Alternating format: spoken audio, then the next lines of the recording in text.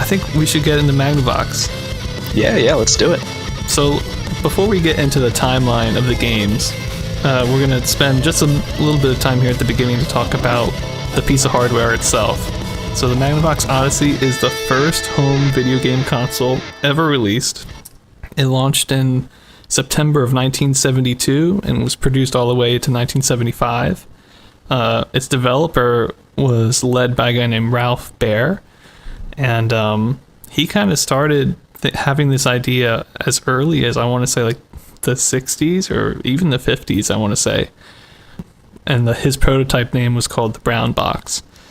And over time, the Brown Box changed and evolved many times, which maybe Wes could talk about a little bit more later. But when it launched at a price of $100, which in today's money is almost $600. So this is like a full price console, even more so than like our, PS4 Pro today or whatever.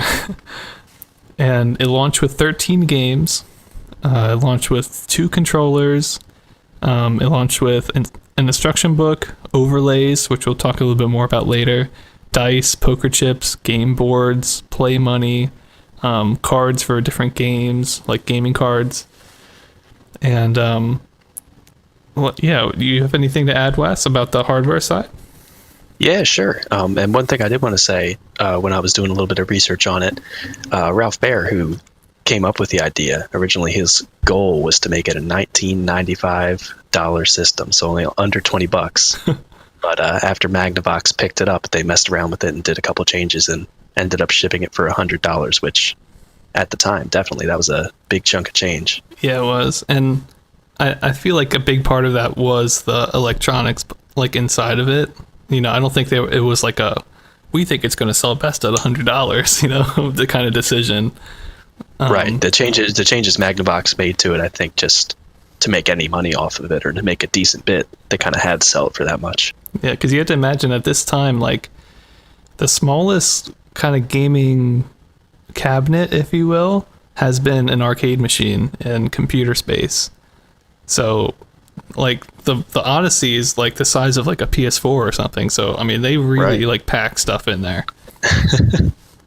And just to briefly cover how the actual cartridges work, it's cool when you think about like N64 is the touchstone for me, but for other people it might be the Sega Genesis or the original Nintendo. But they had game cards all the way back with this first home console, and they basically were circuit boards that just changed how the Odyssey system interpreted different button presses. So that's how you got the different games, because it would say, okay, this button means a different thing when this game cartridge is inserted. Right. Which kind of blows my mind a little bit. I guess that's in some way how all of the programs work. And the max that it could really display was just 3 square dots and a vertical line. Yep. And all the games that we're going to talk about today and for next episode just use those two. What was it? Three squares and a line. Yeah, I think that was the max it could display, but I know most of the games that I played at least only ever had 2 squares max. Right. And just so everyone at home can kind of picture this, the controllers that the Magnavox Odyssey used were consisted of like 3 knobs or dials and 1 reset button. So like there was no like 4 buttons or kind of traditional setup. It was very, very different from what we know now. Yeah, both the dials on the side too, which ergonomically I don't know if I get, but maybe it worked okay at the time. Maybe they were going for like a motorcycle feel or something. I don't know. It kind of does look like a little motorcycle. So why don't we, do you have anything else to add, Wes, before we go into the games themselves? Oh, I did want to say one of the games that I think we'll be talking about next episode actually included the first light gun controller. Yes. That they could use on a home system, and it was basically like a lever action Winchester looking thing. I don't know how much input you had with it, but you could point it at the screen and it was an actual light gun as early as 72. Yeah, we'll definitely talk about that more on the next episode. So for this episode, we're going to talk about just the games that launched with the original console, which it launched with 13 games. And before we get into the games themselves, actually, I do want to talk about the overlays. So how the overlays worked was, we just had like a black screen with like 2 squares on it. But in order to get people's imagination involved, Magnavox published these like little, I think they were plastic or something, screens that would like stick to the TV, and you could see the lights through them. So there would be like, for soccer or whatever, there would be like a soccer field, a static image, and then you could play with the moving lights underneath of it that you could see through. And all the games that we play, both for this episode and next episode, are going to use those overlays as the graphics, because otherwise it's just a black screen with like 2 white dots. Right. Yeah. It's hilarious. This whole system, it's, basically that's all it is, but they found different ways to make all these different games by adding, the poker chips and the cards and the cling wrap overlays just to put 13 different games at launch. Yeah. So without further ado, let's get into the timeline.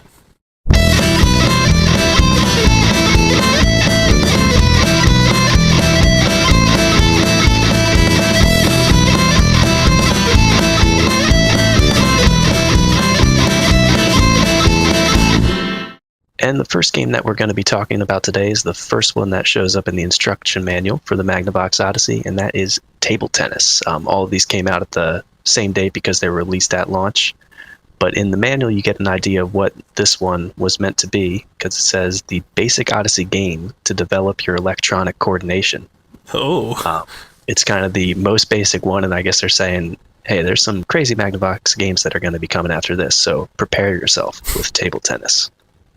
As far as I know, this one actually didn't use any of the plastic overlays because it was just the vertical line, which was the sort of net in the middle, and then the 2 squares, which represented the players, and a very tiny square in the middle, which represented the ball. And this one might start to sound kind of familiar because it did go on to inspire Atari when they made Pong. And later, Magnavox did sue them because they made Pong, and it was so similar to this, but we'll touch on that when we talk about Pong itself.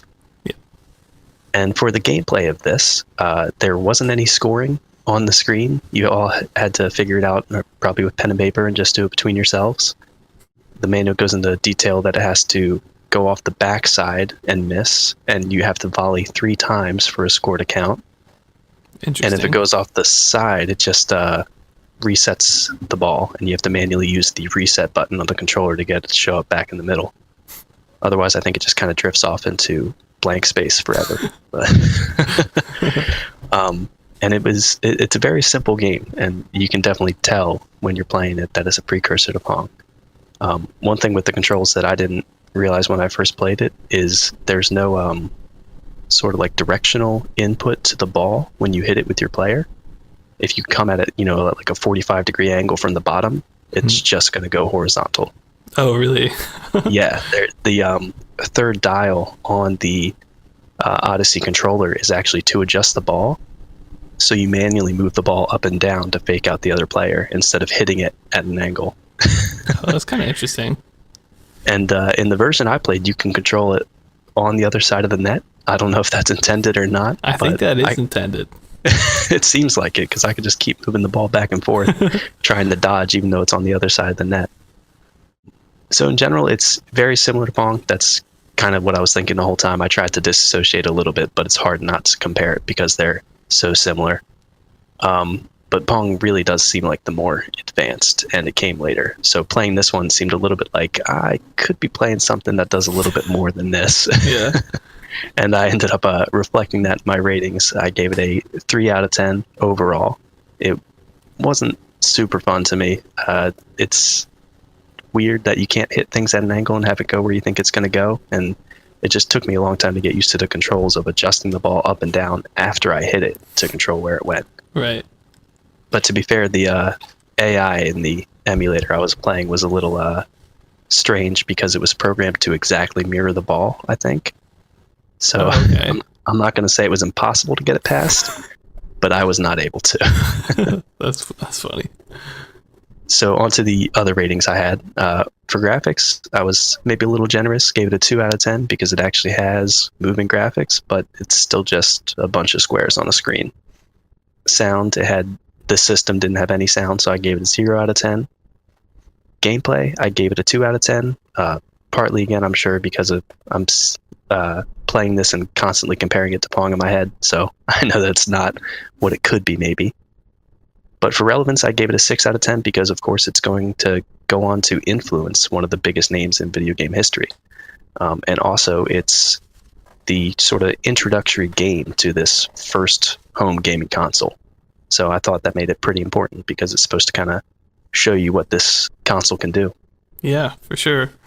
I remember looking into table tennis before I handed it off to you, and one of the things that I thought about right away was that you can like move your square that hits the ball like anywhere on the screen, like even in your opponent's side if you wanted to. So even though you weren't supposed to, I feel like the opportunity for cheating or getting angry and just saying like I'm just gonna do it is pretty high, especially if you're playing against a person. Yeah, I don't know how many games I'd last before I just go onto their side and constantly smash it over to the left side of the screen. Yeah. Because like I think in all of Odyssey's games there's no like boundaries, so your like little square can literally move anywhere on the screen, and there's nothing stopping it from going anywhere other than it might like disappear if it hits something. But there's no like boundaries in any of these games, which I think is kind of interesting, and I feel like makes it ripe for cheating. Yeah, maybe it was just a more trustworthy time back then, Ben, and everyone was playing fair games of table tennis on their Odyssey. Maybe you're right.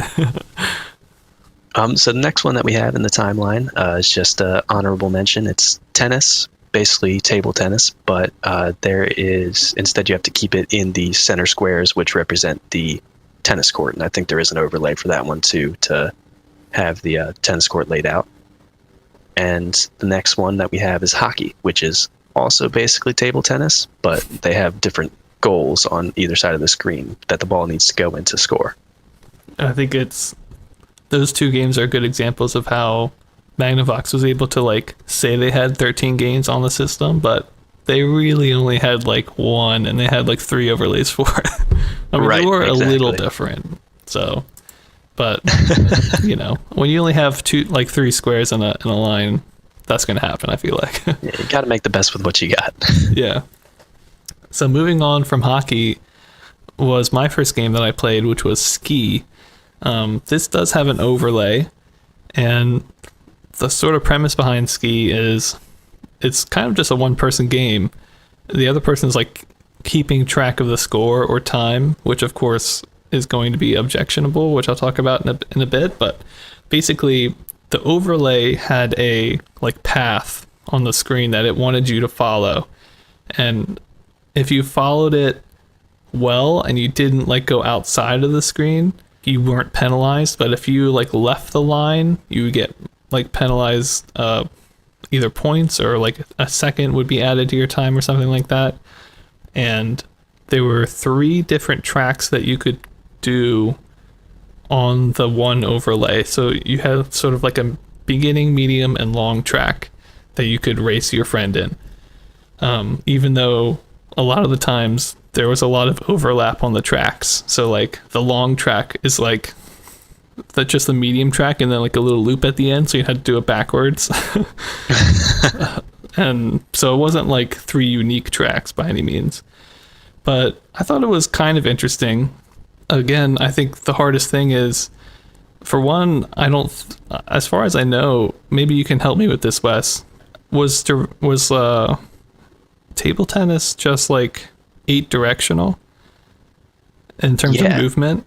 It was, yeah. You have, only 4, I think, because you can only go left and right, then up and down. So you couldn't go diagonal, you don't think? Well, you know what? If you did both the dials at the same time, yeah, you probably could go diagonal. Yeah, I think Ski is the same. And the problem with that is in Ski, the track is in like a circular motion a lot. And you can't really go in circles like when you're just limited to like 8 directions. So you go off the track pretty often, and actually it was really hard to control because, at least in the emulated version I played, your square was really fast. So if I press the keys just a little too hard, I'd like fly off the screen. I'd get like 30 points or something. And the goal of the game is to have as few points as possible. So it was no good. But I played a couple times. You can play using a point system. You can play using a time system, which the timing system is the only one that makes sense, because otherwise you could just like go really slow and be fine. Right. But I thought overall it was kind of I don't want to say it was a great game, but I believe it's the first sort of racing game that we've ever come across.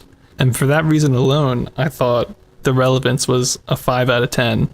Because, I don't think it was like very influential in terms of the racing scene, but it was the first racing game that you could race against your friend, even if it wasn't at the same time. It was based on your other friend being there with a stopwatch, ready to, click you and see how fast you were. So I thought that made it kind of interesting. As far as graphics goes, I gave it a 1.5.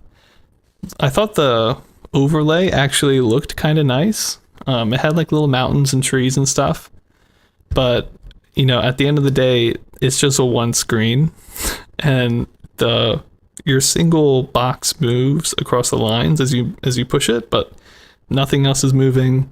I think after a certain amount of time, it's going to get really stale, and so that kind of leads me into gameplay, where I gave it a 1.5 out of 10 as well, because I do think it was kind of fun and interesting for like a couple minutes.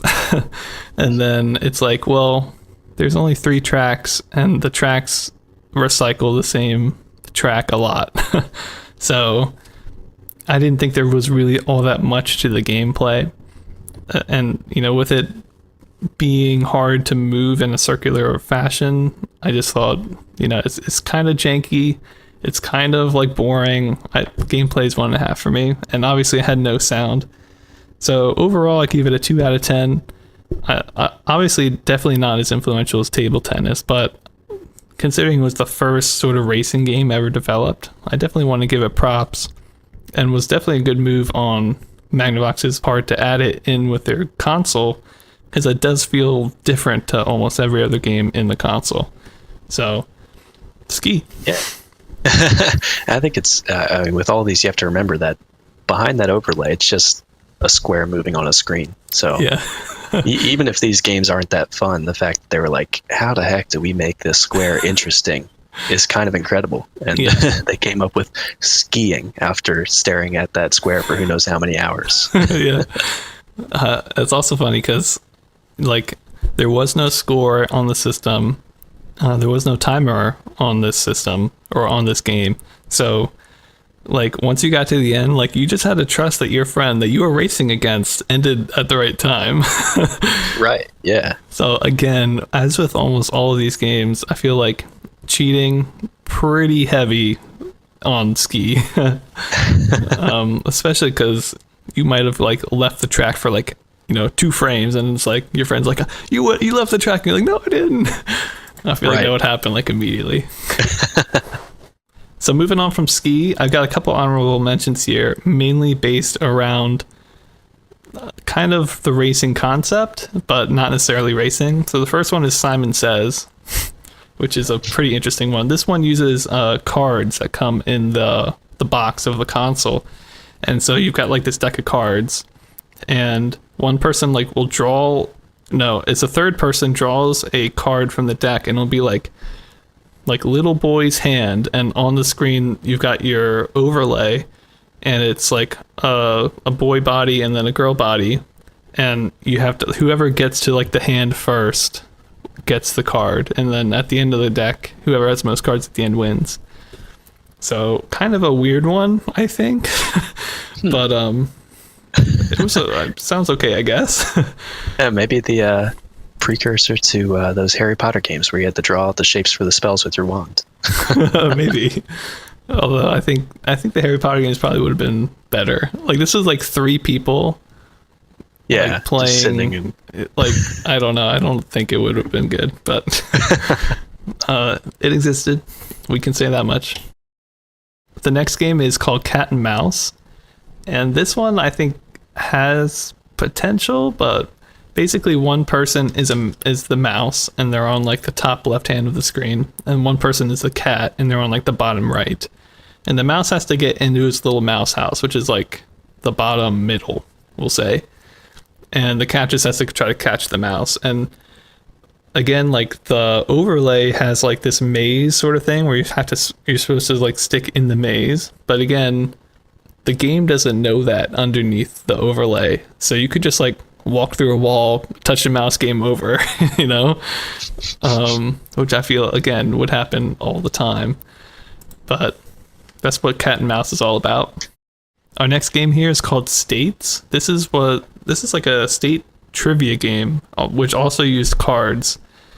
I don't really understand what it had to do with video gaming, because basically you had a map of the US on the screen, which was the overlay, and then you used your console to like point to the state that you wanted to guess a card from, which you could just like point with your finger, and I feel like it would be the same.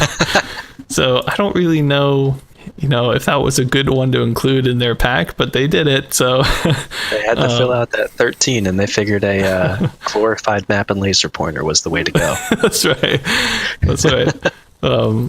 And I feel the state trivia, I've read a couple cards. They're like serious questions. It's like, what is the flower of Alaska? And you're like, what? So I could tell you Pennsylvania's beverage is milk, but that's about all I got. Well, see, I didn't know that. We're from Pennsylvania, so why don't we get past states? Can you talk us through our next game, Wes? That sounds like a good plan. Yeah. So this next one is a case of being incredibly inventive with what they had, and this is one that I actually got to play a little bit, quote unquote play, and it's called Haunted House. And the main thing with this is this huge haunted house overlay that goes over it that has like cool cartoon drawings. Yeah, definitely one of the coolest overlays, like right off the bat, I have to say. Yeah, it looks like they put a lot of cool stuff into it. It's the most like visually interesting, I'd say, out of all the ones. And I'll read the manual description real quick just because I think it's hilarious. You are the detective groping in the dark as cats, bats, skeletons, and a disappearing ghost guide you to a secret treasure. Fun for all ages. And that's basically it. And I feel like that gets the grasp of it pretty well, but there's two different players when you're playing this, like most of them. One person is the ghost, and the other is the detective. And I'm going to spend a lot of this time probably just explaining how to play it, because it's super complicated, and I didn't get to really play a full game. So to start off, the ghost has to hide behind a random point on the map, which are called clues, and I think there's 13 of them total. There might be more. And when they do that, they have to tell the detective in real life to turn around, and then they take their controller from them. And when they move the detective square on top of the ghost square, it disappears. So that's gone, and the detective has no idea where it is. Next, the detective starts and just has to progress through the haunted house on a set route, which I thought was really confusing because you don't get to decide what you're doing. And collects clues along the way, which you have to get in a sequence. And basically, the end goal is once you find the secret treasure, you have whoever has the most clues, which were physical cards that you got handed out, that the ghost handed out to you. Whoever has the most clues wins. Wait, how do you get clues? So you get clues. So I'm getting lost even describing it because it is. I was reading this like 5 times over, like how the heck? But you get clues just by when the detective square, which is basically the Pong square lit up in the background, when it lights up one of the clues on the map. They're like the colored sections. It's like either a cat or a skull or a chandelier, and just when you pass through it, you get a clue. Is basically the only condition. Okay. But you have to pass through it in order to be able to actually get the clue. So if you like jump up to the second floor and illuminate a bird cage or whatever it is, you don't get that clue. So the square is like hidden, right? You don't really know where the square is the whole time?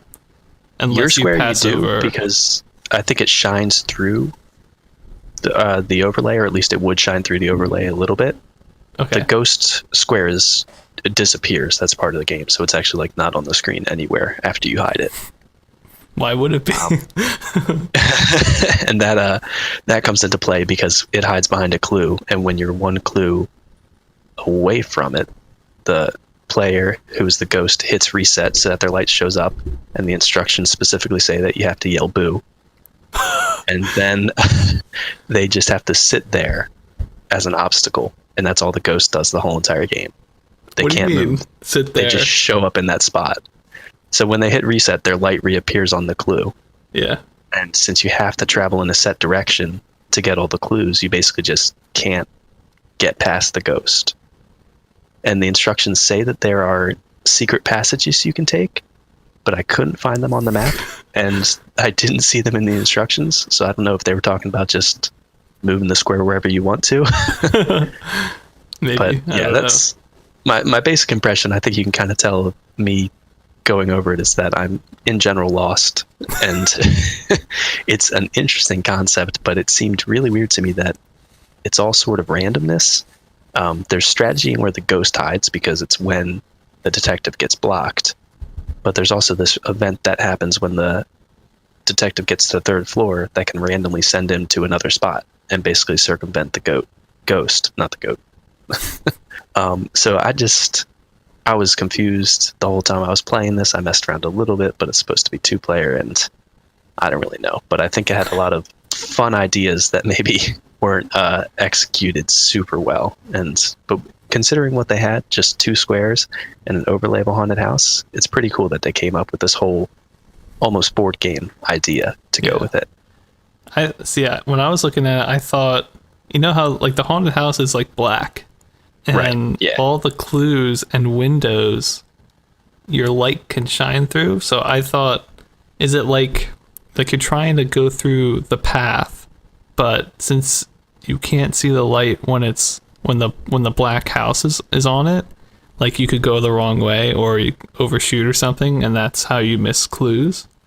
Oh, and maybe that's an aspect that I didn't think about for it, because the version I was playing, you couldn't see through the clue to see like if your block was behind it, but that's possible. Yeah, I forget when I was watching the original videos if the haunted house itself was transparent or not.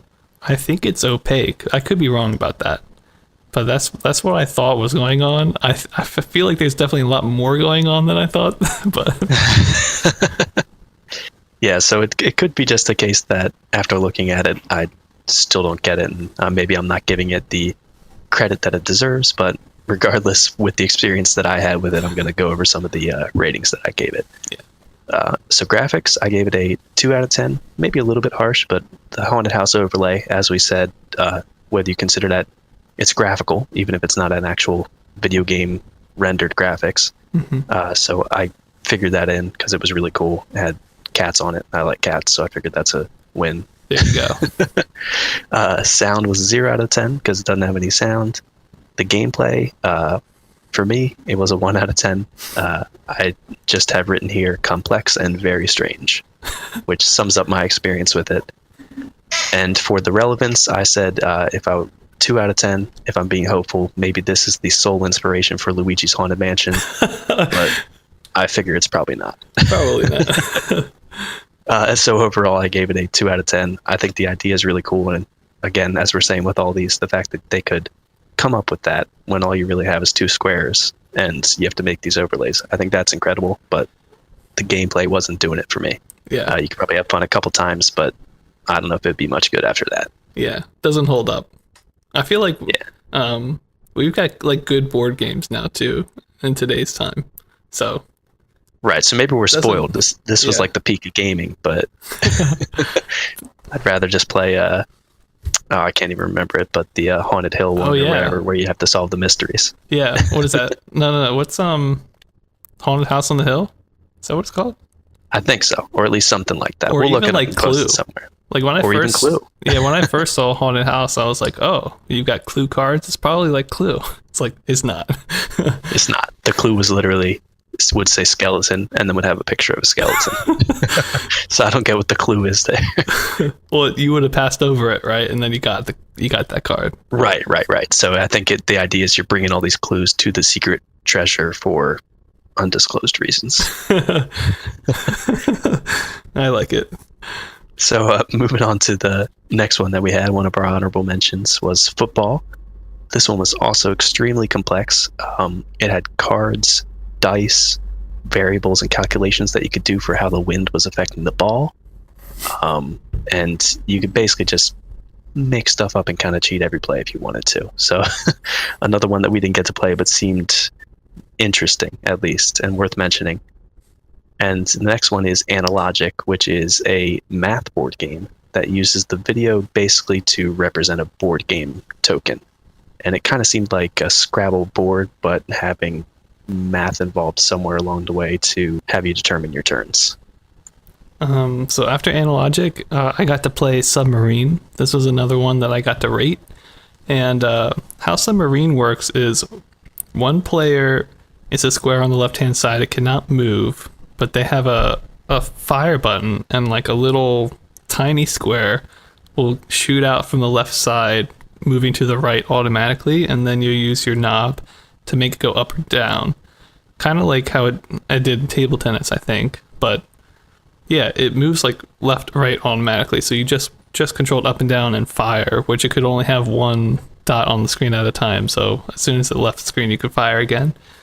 And then the other player would play as what's called, like, their character was like the convoy, and they had to try to follow this really long and complex like maze path to try to, I don't know, like go around in tons of circles before just going like underneath the submarine and leaving. And the game was kind of like, if the submarine hit the convoy, it got a point, and as soon as the convoy left the screen and finished its path, the two players would switch sides, and whoever killed the most convoys would win. Oh, interesting. Yeah. I was pretty impressed with this game because controlling the sub and shooting at the convoy was like pretty satisfying.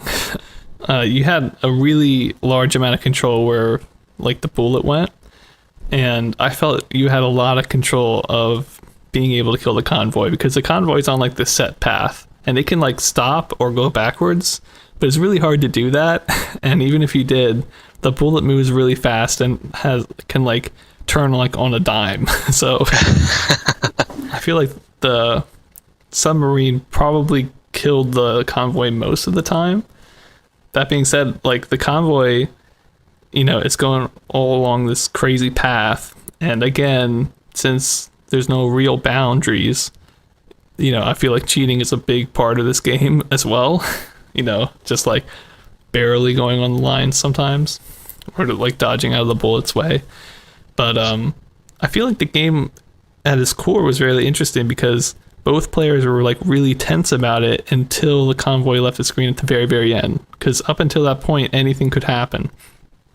And even if one player lost like 20 convoys before they finally got one through, like it's not over because they just had to kill 21 of their opponent's convoys. So I thought overall it was a pretty good idea for a game. I thought it had a little bit more complexity to it, with the bullet being like a moving sort of AI controlled object that you had some influence over. Although I feel like the gameplay is also kind of flawed because the convoy kind of can do whatever it wants. It doesn't have to stick to the path if the controller doesn't want it to. So you gotta trust who you're playing with. Trust them to be good convoy drivers. Well, and the convoy map, by the way, is totally circle-y. So I don't know how they're going to do that, but overall, I gave the gameplay 3 out of 10. I think it's kind of solid, actually. It definitely kept my attention longer than Ski did, and longer than I think most of these games would. And I do feel like it's probably one of the kind of keynote games of the whole console, besides table tennis. For sound, obviously, it's a 0. For graphics, I gave it a 1. The actual overlay of this one is pretty boring. It's basically just white with like radar lines to make it look like a radar, and then the like a little token of a ship, a little token of a convoy, and then like a giant path that was just like a, you know, like a dotted line sort of, which I feel like they could have done better with that one. Like maybe having it like on the sea would have been good. I don't know, maybe that's just me. It's a flying submarine, I guess. It has homing missiles, so who knows? Yeah, I don't know. But For relevance, I give it a 4 out of 10. I do think it's relevant in the fact that I feel like this is one of the more iconic or easy to play games of the whole console pack when it launched. And it also is interesting because it kind of feels like almost like a chase scene, like in like you would see in like Call of Duty or something, where like one person's trying to get away, the other person's trying to track him down. That's kind of what it felt like, and it did feel like there was a lot of tension when you were playing the game, which I thought was pretty good. So for relevance, I give it a 4. Probably didn't actually, influence anything, but as terms of influencing how the Magnavox was received as a whole, I feel like it definitely helped. So overall, I gave it a 2 out of 10. Submarine, pretty good. I kind of feel weird because like 2 out of 10 is the same thing I gave Ski, but I definitely think Submarine plays better. But Ski was like the first racing game, so right. The relevance helped it a lot there, I think. But yeah, it really does sound like that's an interesting one to kind of be able to create that tension and almost dynamic gameplay for just having those two squares and inventive ways to use them. Yeah, like I'd say like if this game were in an arcade like today, like I could see people playing it, and to have it, on your console at home, I think it's pretty good. And so we've got one more game that we're going to talk about today. It's another honorable mention. Magnavox Odyssey, the console, did ship with 13 games, and this is our 12th game. The 13th game we're going to talk about next episode, and the reason is you had to fill out a survey to get it, so you didn't get it right away. And so we'll talk about that next time with all the other games that were sold separately. But our last game that actually was included when you bought it day one was Roulette, which is probably the stupidest game of the whole console. Basically, how you played Roulette was you closed your eyes, you pressed and turned all the knobs as crazily as you wanted to. You stopped, opened your eyes, and then whatever number it was on, that's what the roulette wheel was. So, yeah. People must have lost tons of money betting on that virtual roulette. I mean, considering the console was what, almost $600, I'm pretty sure people could have just bought a real roulette table for right. that. Yeah, and it probably looked pretty nice too. Yeah, it's just a plastic overlay of a roulette wheel, and then like a square dot again on a circle. So. I think it even had there was a setting where it's like, if it flies off the screen, do this. And I'm like, it's probably pretty likely to fly off the screen. Yeah, or if you're just twisting everything every which way. Yeah. So, the 12 games of Magnavox Odyssey, September of 1972. What do you think, Wes? Worth $600? I'm going to say a hard pass on that one.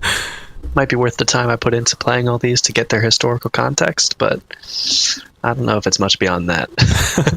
I do think, it is like pretty amazing what they did for what it is. I will say that. Absolutely. And the fact that it was the first home console in 72, I bet you sat down with all these different games and it was revolutionary. Yeah, and it's kind of crazy because the next console I don't think comes out till 75, so this is like 3 years ahead of anybody in the game, at least. Wow. And technology is gonna start really picking up here, so that's like something to say. I think pretty impressive that it could hold its own for 3 years. Yeah, it eventually would sell 350,000 units, and it's debated about whether or not it was like successful sort of launch and product. Obviously Magnavox and like Ralph Baer say it was very successful, but there's also some evidence that it almost got like pulled like once or twice. They did make a couple more games that we're going to be talking about, but not a whole lot more. I don't think they made any games after 1973, even though it was continued to be produced till 75. So, I would say successful in a way, and then maybe not so successful in an economic way. But I'm very excited that we've got here because I feel like This is the first time. Well, I don't know. I was about to say the first time we've got multiple games and sort of like one sort of box, but I guess the mainframe computers at the time could also play multiple games. However, right. This is the first to use cartridges. It's the first to use to ship with controllers, and the first one that did ship to people, because I think mainframe computers, the average person didn't have access to those. It was just arcade machine games, which of the ones that have predated this, it's just been Computer Space Galaxy Game and I think Star Trek. So this is a different Star Trek. We'll talk about a different Star Trek next time, but I think that's it. So this is sort of people's first real experience, like an average person's first experience to play a video game. And I even remember reading that video game, the word didn't even exist at this point. It was called an electronic, entertainment gaming system or something. Right, yeah. It wasn't a video game console. So very interesting. I'm very happy that we've gotten to this point. We are going to continue with Magnavox in the next episode. We're going to talk about all the games that were sold separately during Magnavox Odyssey's launch, because it did launch with, I think, 20-something games. However, half of them you had to buy individually, which, by the way, I wanted to ask you, Wes, what are your thoughts on the console shipped with 13 games, but if you buy a console today, doesn't it only ship with one game or no game, and then those games are $60 more? Yeah, and I haven't bought a console in a long time, PC Master Race and all that, but I don't even know if they do the one game. No, I think they usually have at least one launch game that comes with it. But it's kind of crazy that, we talked about what these games basically were, but still 13 games. You got them all with the console, right? So I don't think it's that bad. I think the idea then was that it's, that's the whole experience. The idea of selling games probably didn't even That's true. Yeah, they did. So they were going to sell games in packs separately, but right. I don't think selling games one at a time were something that they were considering, because all those games they sold separately were in bundles of 4 or 5, which we'll talk about more next time. But yeah, I just think I think it's definitely a landmark in gaming history. If I would say what Magnavox Odyssey, the relevance of it as a whole, I'd probably say 7 or 8, pretty high. Yeah, it's the birth of home gaming. So if you think about it in that sense alone, it's got a huge impact. Yeah, for sure. So I hope everybody listening feels the same way me and Wes do about this. We're super excited, and we hope you guys are at home too. Thank you for listening. Please check out our website if you want to learn a little bit more about these games, especially the honorable mentions. I've done write-ups on all of them, so be sure to check that out. Link in the description.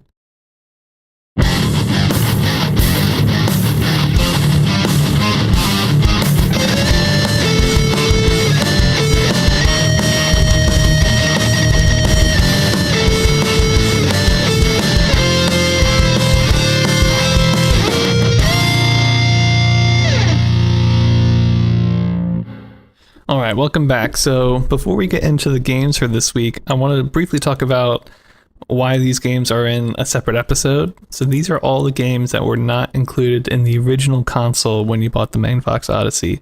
They were sold separately. They were sold, as far as I can tell, at the same time the Magnavox was released. So the release date is still September 1st of 1972. So we've got, 11 games here to talk about today, and I briefly wanted to talk about the price that they sold at, because it's kind of crazy. You could buy the games individually for $5.49, which in today's economy would cost over $30. So $30 for just one of these games, a little crazy. Yikes. And then you could buy them in a pack for over $100, $120, $30, I want to say. So I'm not quite sure how many were in a pack. I want to say maybe 3 or 4, and you got a slight discount. So yeah, these are kind of pricey, and you already spent a lot of money just on the console itself. So it's no wonder that these games are a little bit less popular. Yeah, I guess they really had to shell out for those chunky plastic overlays. Yeah. That put on top of the screen or something. Yeah. Why don't Hired a lot of artists for those. Yeah, sure. So the first one that I did is the beginning of our scary and interesting world of table tennis variant games. Oh yeah. I hope people are as like interested as table tennis as like they were in tic-tac-toe. Oh, I'm sure we got the table tennis fans out there too. They might even be the same as the tic-tac-toe fans, or maybe they hate each other. There's a lot of overlap. So the first one that I covered and got to play was Handball. And this, as I mentioned, basically just a tennis or table tennis variant reminiscent to Pong, although this was before. And in this, it's different because both of the players are on the same side as if you're playing like a squash or another game like that, or I guess handball's the game too, I don't really know. But one person serves and it bounces off the wall, and then it comes back and the receiver has to hit it, and you have to take turns hitting the ball back and forth, and basically that's the whole thing. So when I got to play this, the still has the same strange controls as table tennis, where you would move the dial on the controller for what they call English, which is moving the ball up and down, and that's how you kind of fake out the other player. But it's still a little weird to me that once it hits off the wall, you can make it go wherever the heck you want. So it doesn't really follow physics as you might expect when you're hitting it at an angle into the wall. And trying to think, the other weird thing for this game, they were inventive in many ways of how to make a lot of different games with this system, but the server and the receiver characters or players, since the reset button was tied to a certain action in the game, you had to switch the controller every time that it was your turn to serve, instead of just moving your square up to the serving line. Oh no. So player 1 and 2 were constantly switching their controllers back and forth because the reset button would serve the ball for the server, and for the receiver, I don't think it did anything.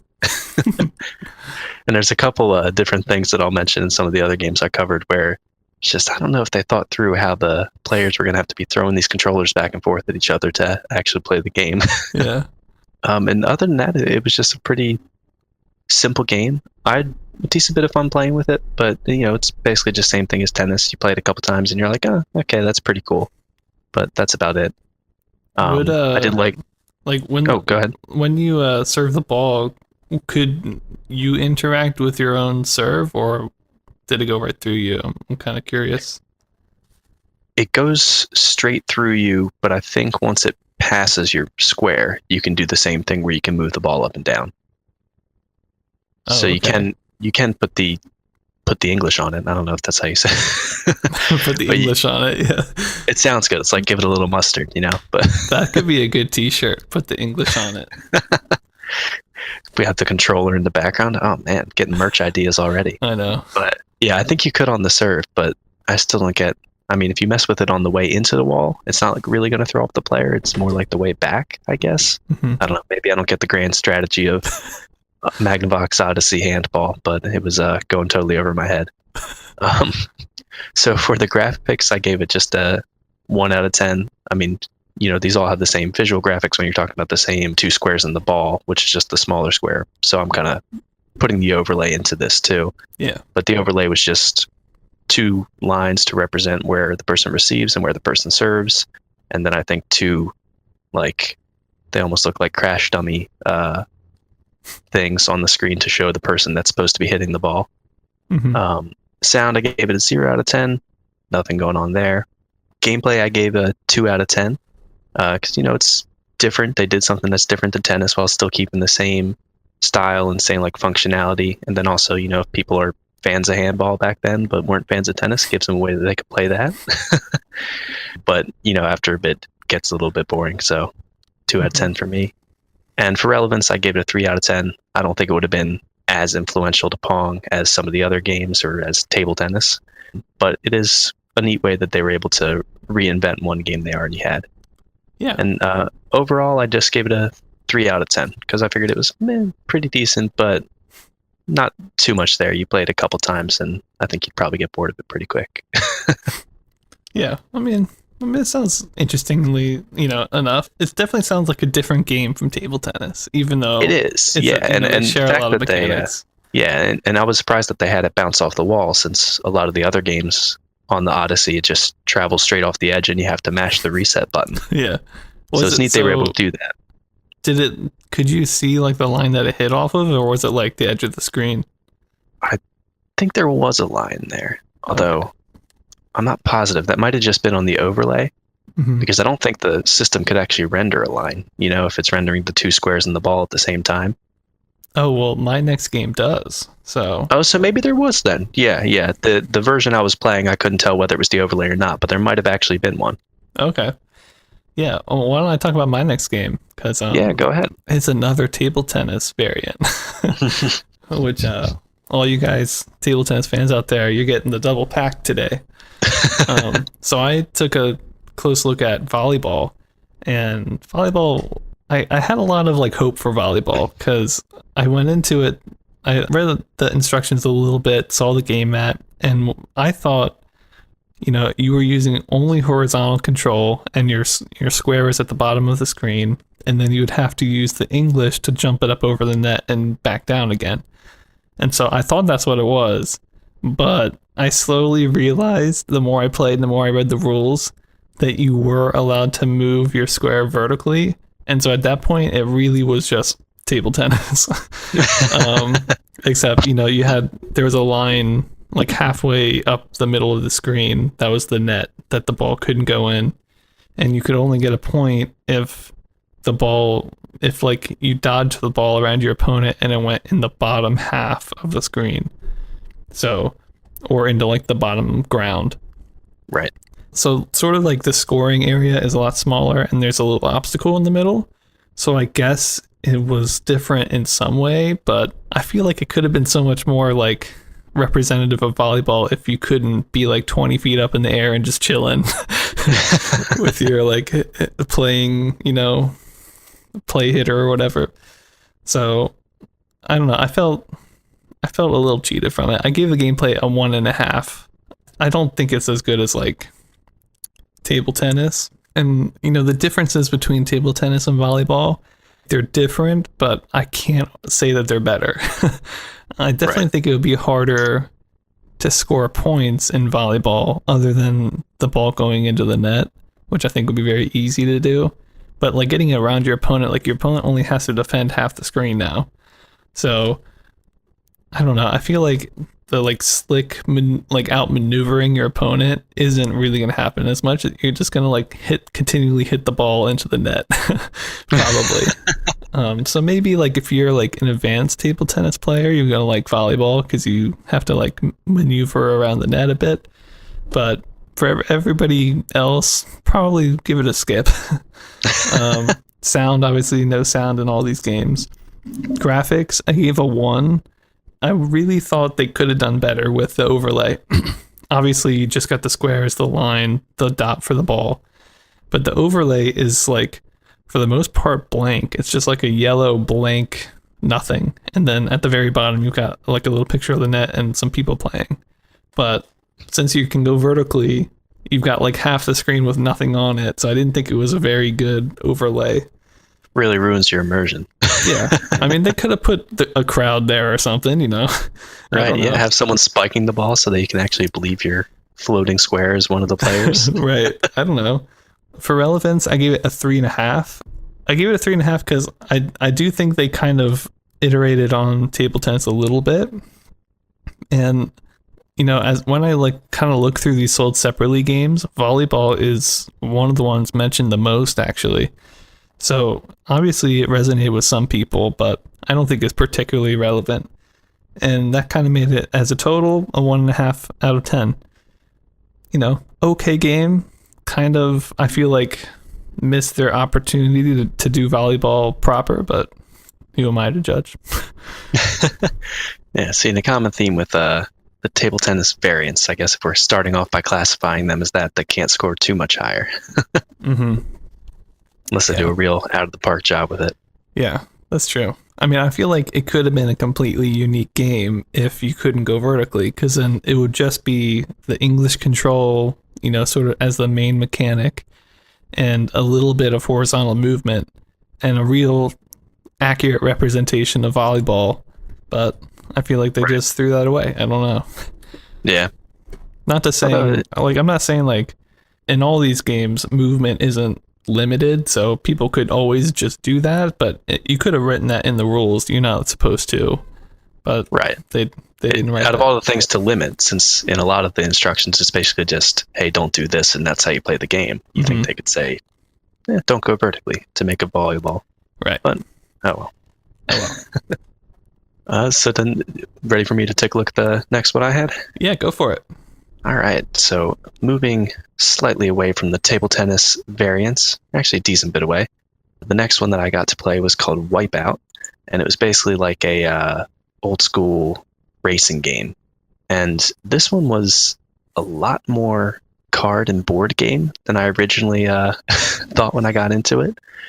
The basic part of it that you would play on the Odyssey is pretty similar to the ski game that you played last time, Ben, where you have your square and you're following a path, and then the other player is keeping track of time while you go on the path.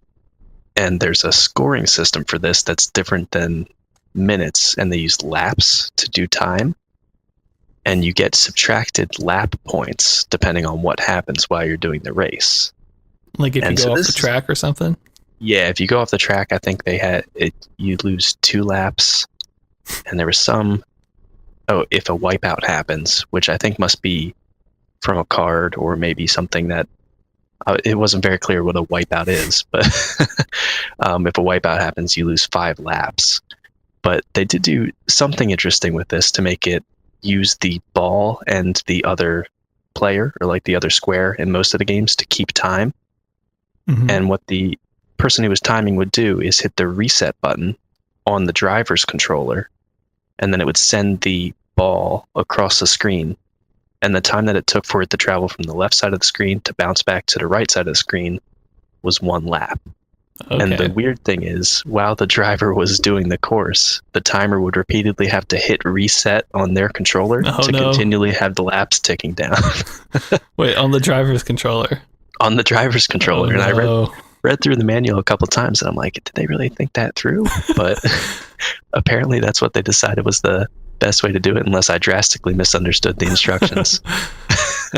So I'm just imagining somebody slapping the reset button while the other person's trying to drive on this track using the very fine motor skills that you need to be able to move that giant square across the small racetrack. Yeah.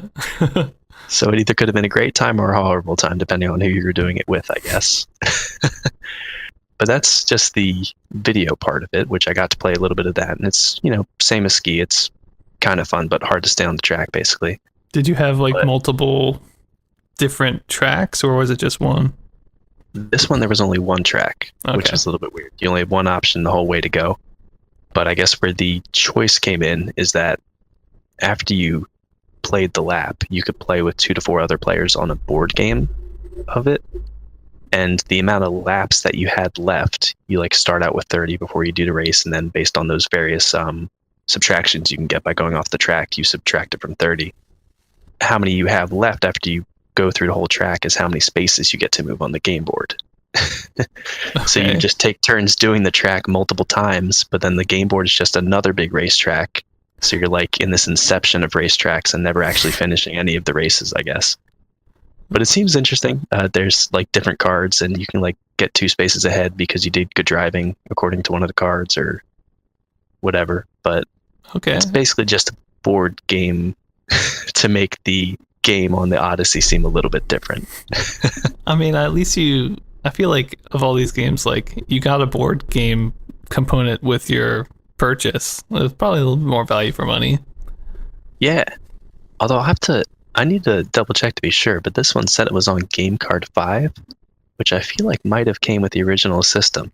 Well, so I guess it depends if you were paying $30 for the just the board game.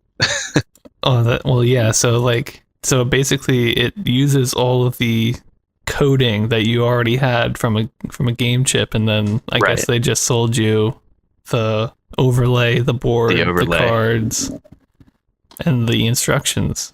So So depending on how you look at it, I guess. Maybe not a good. It gives you extra life on a game card you already had, but also it's just with a game card that you already had. Maybe it's like DLC. Yeah, basically. A $30 DLC, we can think about it, maybe. Maybe they should bring that back. That'll be popular in today's gaming environment. They just send you a board game and say, hey, it's DLC. Yeah. I mean, have you seen the latest Fallout 76 board game news, by the way? Oh, no. I haven't. You have or haven't? Have not, no. Oh, well, they literally plagiarized, like, word for word, like a D&D board game. They had to take it off before getting sued. So, oh, man. People are trying. Yeah. Maybe I should bump up the relevance of Wipeout, because it seems like Fallout 76 was directly inspired by their marketing plan. Yeah. I think so. So for the ratings that I had for it, I gave it a 1 out of 10 for graphics. The overlay, it had a cool race car on it, but the track was like really hard to see. Instead of going for bright different colors, it was first you follow the red, then you follow the orange, and then you end on the yellow. So they all kind of blend into each other. Why would they do that? I don't know. Maybe it wasn't in the technology back then to do blue overlays, but who knows? Oh, okay. Gave it a 0 out of 10 for sound, of course. And for gameplay, I gave it a 1 out of 10. I said you might end up rating it a little bit higher if you knew you were basically playing a board game going into it. But for me, I was kind of thinking, oh yeah, let's see this Wipeout video game, and realized that the board game element is a big part of it. Mm-hmm. And for relevance, I did give it a little bit up and gave it a 3 out of 10, just because I think it's pretty much the first race car racing game that we've covered. Don't know if it was the first one that was out, but this being the first home gaming system, it might have been one of the first ones that people could actually play a race car racing game with each other. This is where the last special topic comes in, because there are definitely electromechanical racing games out, but as far as video games, I do think it was the first. Right. And almost definitely for home system, I'd say, since this is the first home gaming system. Yeah, I agree. And with all that taken into consideration, I just gave it a 2 out of 10 overall. Mainly, it was hard for me to get into because it was really complex, but I do think that all the added elements that they put into it with the board game and the cards, and the fact that you could actually get 4 players playing this as opposed to a lot of the other ones, which I think were just 2, they put a lot of pretty good ideas in there. So overall, I think it's a pretty decent game for the Odyssey. Yeah, worth $30. Well, I don't know about that. So let's get into then some of the honorable mentions that we had. We had lucky enough to play through those first 3 ones that we had on there. Another one that was sold separately was called Fun Zoo. For this one, you had a deck of cards that you drew, and then each one would have an animal on it. And then on the overlay, you would just race with another player to see who could get to that animal first. Another one called, I'm not sure if it's Percepts or Precepts. Do you know, Ben? I think it's Percepts. Percepts, okay. And that was a similar thing to Fun Zoo, where you would draw a card, but then it would be a symbol on the screen instead of an animal. Not sure how different those two ended up being. Yeah, I don't think much. I should mention Percepts is interesting because that one was free. You just had to submit a survey to Magnavox about the system, I guess. So, there you go. Basically, your mail-in rebate, you get Percepts for free. Yeah. I mean, it wasn't much of a game, but at least it wasn't $30 like Fun Zoo was. So our next honorable mention is a game called Invasion. This game is a lot more complicated. It's kind of like a board game like Risk, except the battles were simulated on the Odyssey, where one person would try to sort of outmaneuver the other on the screen to simulate outmaneuvering their armies or warriors or something. It kind of had a Wild West theme going on, so it did look interesting. But we've got another board game that we reviewed this week called Baseball, which is my next game, and man, I'm glad I didn't do 2 of these. This game, I wanted to review a complicated one because we skipped over football last week, and baseball is easier than football, but my God, I want to read you, Wes, some of the rules of this. So first of all, each person drafts a team of I want to say 10 players or something. Each player you roll a die and that's their batting average, okay? Okay. Using like some sort of table. Now, every single time that batter like either hits a ball or strikes out, you have to change the batting average by hand for every one by a certain amount of points. There's also like pitchers and relief pitchers. Why you would change it, I don't know. There's runner tokens for a board game aspect of this game. There's cards, there's dice, there's tokens. What else is there? There's pitch hits. There's what are called big breaks, which I think are related to the card games. There's errors in this game that can be calculated. There's wild pitches that can be calculated. There's pickoffs. Holy cow. There's double plays. There's bunting. There's a sacrifice fly. I mean, like, this is one of the most complicated games I've ever tried to like look at. Sounds like it. Yikes. I know, and like all of this is like recorded by hand and figured out by hand. The actual gameplay part, which is like the most interesting part, is like one person's on the right hand side as the batter, and they stand like either at the very top of the screen or bottom, depending if they're right-handed or left-handed. So you have to keep that in mind. And they have a strike zone over there, which is like basically a box, and that the size of that box differs depending on their batting average. So the other person pitches and they try to, throw the ball in the strike zone. Of course, they could use their English and make it a ball on purpose. So you had to keep track of balls and strikes. And there's even like super weird rules regarding balls and strikes in the game. So here, let me read you something. Oh, I'd love to hear it. Yeah. Where is it over here? So it says the batter begins with a 2-ball, 2-strike count. He is out on 1 strike and walks on 2 balls.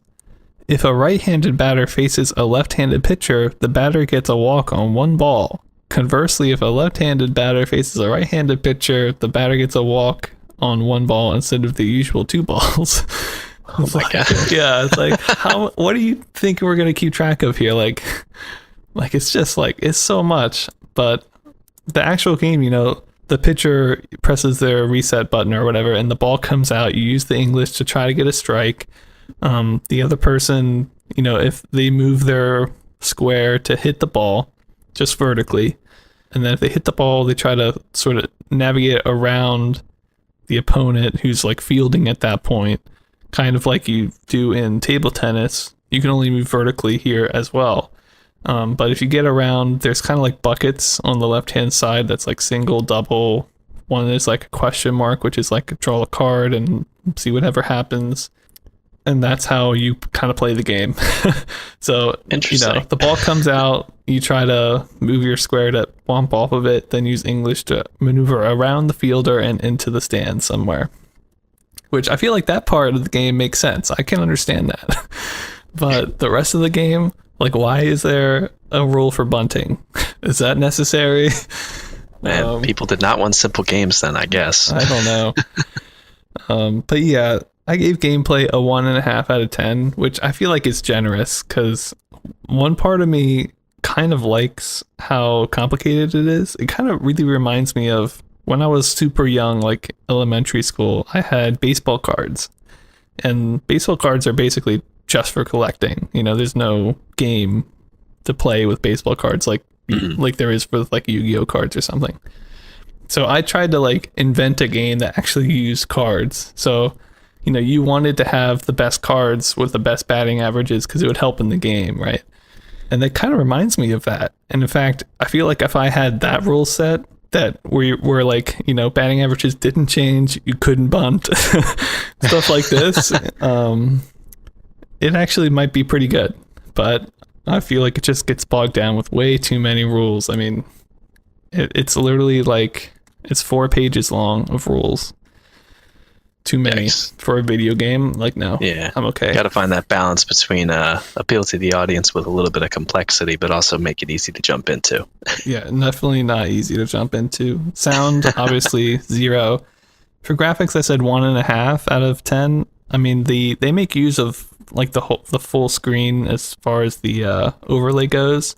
You've got like your classic above head view of a baseball field.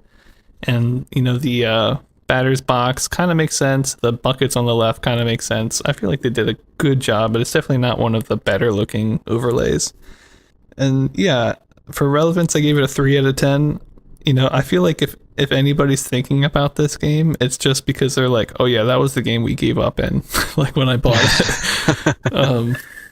And I don't think it's really been used since. I mean, it did kind of, I did have some nostalgia from it, just from playing baseball games, because I have played a lot of sports games during my time, and I do very much enjoy them. But yeah, I think overall 1.5 out of 10. That's about as generous as it's gonna get.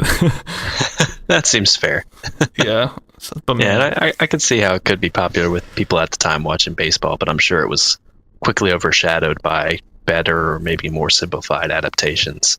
Yeah, I mean, I just feel like, the meat of the game, like the actual game, is like pitching and somebody like trying to hit the ball and using the English, to navigate it around. Like that could be fun, but it's all of this like keep track of batting averages, keep track of right versus left hand, keep track of the score, the outs, the ball count, which is different depending if it's right-handed or left-handed. Right. Like, come on, guys, you don't need this. So it was an interesting one for sure. So I definitely wanted to play something like it since we didn't do football previously. But football is the same, Invasion is kind of similar. But yeah, baseball. Our last non-light gun game that we're going to be covering for the Magnavox right now. Yeah, and with that being said, let's get into a much more simple but very interesting game, the first light gun game that we covered and one that I got to play. To start off, I'm just going to give a real simple overview of history of light guns and kind of how they generally work. I'm sure if somebody listening knows a lot more about light guns, they'll say I probably botched it a little bit, but I'm trying to be general and just give a sort of overview of how they work. So the first light guns were there were some all the way back in the 1930s, and they worked by aiming at a light sensing vacuum tube. So these weren't really used in video games as we think of it, but there were some sort of very, very simple machines that you could aim the gun at, shoot, and there would be some sort of point system. But the first time that we see it used with moving graphics and on a home system is with the light gun that the Odyssey used, which actually I think was made by Nintendo, is what we found out. It was one of the first products that they had made, and they had helped to design this light gun for the Magnavox Odyssey. Yeah. So in general, how the light gun works is that it senses the light on the screen, and then depending on how advanced the system was, it communicates back to the system when the trigger is pulled, whether or not it is sensing the light where it's supposed to, or like if the gun's aimed at the right spot, basically. And that's about as far as I went into it, because it got into the different technologies, and I was like, I'm not sure what applies and not sure how much I really understand this. Yeah, not sure how much I really care. Exactly, that too. But one interesting point that was brought up in something I was reading about it is, even though it's different technology and it has advanced a bunch, it sort of was an iteration that would eventually lead to the idea of using like the Wii system for some kind of gun and shooting games. Oh, wow. So electronically and mechanically and all that, it's very different how the Wii remotes work, but it is interesting to think about how light guns might have had their influence on that sort of controller. For sure. So with that being our basic overview of light guns, I'll jump straight into the first one I played, which was called Shooting Gallery, and this one was sold separately, as with all the ones that we're going to cover. And I want to talk a little bit about the gun that they used for the system. It actually had a pump action on it. It was a rifle, and the pump action would reload it after each shot. And you would need to do that to make sure you could actually, in the game, be able to pull the trigger and have something happen. It had a cord on it and plugged into the back of the console. And there was actually a mechanism inside the gun that when you pulled it, it made a loud noise. I think it was just like metal hitting plastic or something like that. So it actually did sound like sort of like a Nerf gun when you were shooting the gun. Nice. And I thought it was funny in the description for the light gun, it describes the lighting that you need for the gun to work well as similar to your evening television viewing lighting. So I guess that was common at the time. Everyone's like, oh, yeah, let me turn it on the evening television viewing settings. It's like mood lighting, I'm sure. Right, yeah. They could have used that. I'm sure people would have known too. Yeah. And for the game itself, it was pretty simple. So there's not too much to talk about there. I did get to play a version of it where, you could use the mouse to sort of act as if you were using the light gun and shoot at the target as it went back and forth. The way they set it up is interesting because it's basically still using the things that have been in all of these games. It has the two squares basically being the boundaries for the ball on the outside of the shooting range, and then the ball bouncing back and forth, shining light behind all of these images is the target that you shoot at. Oh, cool. Yeah. And this one was sort of one player, sort of two player. The only thing that the second person could do is decide which target you're shooting at, because there were 4 different rows with pictures of either planes, rabbits, ducks, or ships that you could shoot at. And there was a variation on the game in the manual, I think, that gave you different points for each one you hit. But that's pretty much the game. It was kind of just you shot the targets and then tracked the points and see who scored the most. So when I was looking at this, it's a cool way to use a light gun. It's an interesting, it like makes you think back to, I'm sure at the time they had the fairs where you could do the shooting gallery, and that's actually the description for the game. The wording made it sound like you were winning a prize for your girlfriend or something like that. And for the ratings, I gave it a 1 out of 10 for graphics. The shapes were pretty cool in the gallery, and it was neat that they had different shapes, but other than that, it was pretty plain. For sound, I actually, for one of the first in the Odyssey, I thought I could maybe get away with giving it a 1 out of 10 because of the physical sound that the gun makes. Not sure if that counts, but... Hey, you're the scorer, man. Yeah. For me, I thought it's got to be pretty cool if... for the people who were using that in their home, that it makes a loud noise, could really get them into it. Yeah. For gameplay, I gave it a 2 out of 10. I think it was probably fun with friends, and you could have a good time having competitions, seeing who could get the most points in a certain amount of time. But other than that, still a pretty simple game. And for relevance, I gave it a 4 out of 10. It isn't the first light gun game, but it is the first one that can be used on a home gaming system. So I think that is pretty important. Yeah, for sure. And although I'm sure this isn't the direct inspiration for games like Duck Hunt, I'm sure it had some, inspired another game, which would lead to inspire that, which of course, Duck Hunt is a big name that everyone recognizes. So interesting that this being the first home use of that kind of could inspire those things. Right. And overall, I gave it a 4 out of 10 too, basically for the same reasons as the relevance. It's fun light gun game, but overall pretty simple. Is that the highest score you've given? 4 out of 10? I think it might be. For last week, I think 3 out of 10 is the highest I gave. Yeah. But I just think the idea of, even if it is just this super simple thing of a target bouncing back and forth, the fact that you get to hold the gun and everything, I think it's pretty sweet. Yeah. And cool that you could do it at home too, because even now, not many systems do that unless you buy a bunch of peripherals. Yeah. And then on to our next honorable mention. As Ben mentioned, all of these are with the light gun. This one is basically, I think, the same thing as Shooting Gallery, except the second player controls where the light shines, and instead of shooting planes, you're shooting dinosaurs. And it's called a Prehistoric Safari. And I think it's the same sort of thing where you switch back and forth, and whoever gets the most points for killing all the dinosaurs wins. Yeah, a pretty basic one.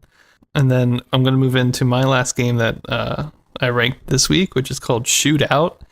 On this game, you kind of have a Wild West scene going on with different buildings, and one player controls a square that kind of goes through the buildings, and in every window there's a little bad guy drawing, and you're the bad guy, and when you pass through a window, you have to stop at the window and say, "You'll never get me, Sheriff." And I guess that gives the shooter, the guy with the light gun, time to try to knock out your square from the window. It's interesting. Interesting way to do it. But basically, I kind of was all up and down with this one because I feel like the premise is kind of cool. It's one person's a bad guy peeking out of the windows, going through these houses, trying not to get shot. The other person, the sheriff, shooting him. I like that premise. And for graphics, I gave it a 2 out of 10 because I think the background, the overlay is actually pretty darn nice. I like seeing basically every window and doorway has a bad guy in it. And there's also like horses, there's like a little saloon, there's like wagons, like it's a pretty nice overlay. Kind of remind me of like Haunted House or something. So definitely one of the better ones. And I like the idea of one person, like, you know, like when I first saw it, I thought, oh man, you can just like kind of go into a window and like try to juke them out, you know, like go back, and then, you know, there's some like mind games, but the fact that you have to stand in a window and say, you'll never get me, sheriff, and then go, kind of like destroys that. Like there's always an opportunity for your opponent to get a good shot off on you. So I don't know how good of a game it is. I give it a 2 out of 10. I think it could be fun. I like the premise of it a lot, but in terms of like how they implemented it, you know, how many times are you gonna be okay with like saying, you'll never get me, sheriff? Right. Because on the gamepad, there's probably, I don't know, 10, 15 places that you have to say that at before you run off the screen and then switch places. So it's not like a couple times. I mean, it's like a lot of times. And that's going to get boring like real fast, or like annoying. Like I already don't want to say it again.